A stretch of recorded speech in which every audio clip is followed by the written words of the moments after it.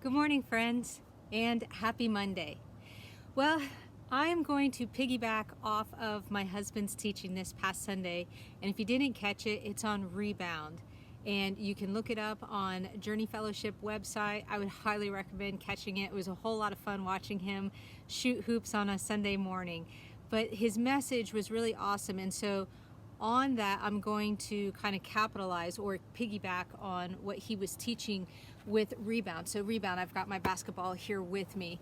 And growing up, I was not an athletic kid at all. I would try hard, so to say, but it just wasn't my thing. Like the ball's gonna go all over the place. However, when I got into my teenage years, because I think, felt like I had something to prove, I was all about the rebound. And so that's exactly what my husband was talking about. And I was so understanding this because I was the kid underneath the basketball goal.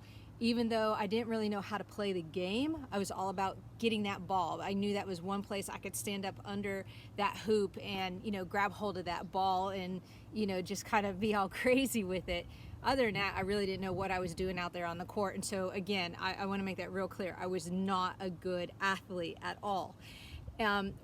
What this reminded me of and what I wanted to share with you today is a story from way back in my teenage years of a friend of mine. I had just started going to church and very much was, had a foul mouth, wore rowdy clothes, smoked cigarettes, probably just was not the best example for your kid to be around.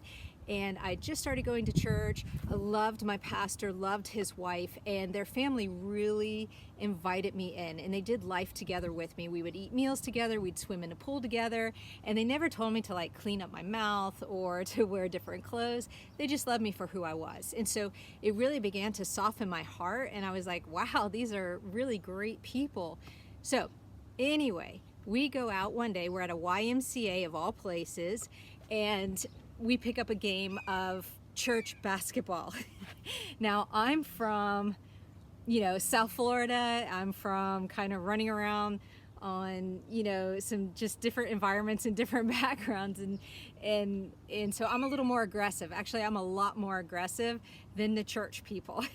We get out on the court and this basketball is going, and anyway, my pastor's daughter is out on the basketball court, and I'm like, girl, I got you, I can take you on. And she's athletic. She was a little bit younger than I was, and she was very athletic, but I was like, hey, I know I can get that rebound. I don't have a problem. I can knock this girl around and I can get that rebound.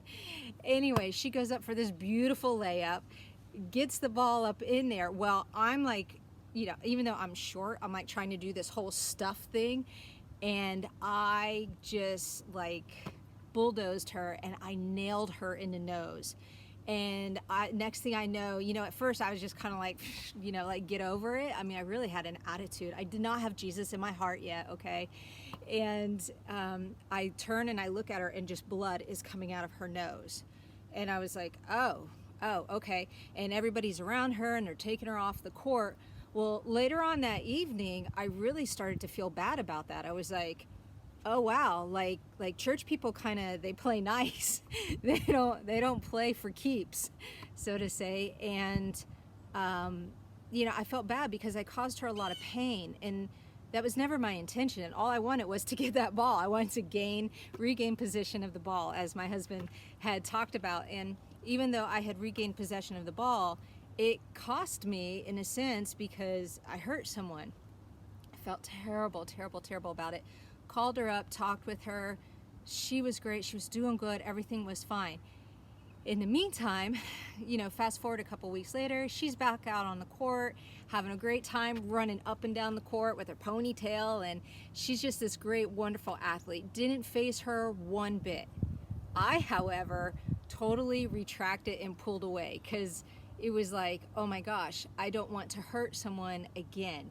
And so I was reluctant to re-engage in the game to get the rebound because of fear. And so because of fear, I held myself back because I'm afraid I'm going to hurt someone or cause pain. I'm not going to try anymore. I'm not going to get back out there. Instead of just going, okay, hey, I just need to adjust my game, right? Not be so aggressive or at least be more aware of my circumstance or my environment. And I think that's a huge lesson for anyone out there who that this can resonate with, is that fear can often keep us from even going up and re-engaging, from even trying to grab hold of that rebound to regain possession of whatever it is that we were playing in the game of life, whether it's our friendships, whatever it is, you fill in the blank. You know what it is that you can identify with.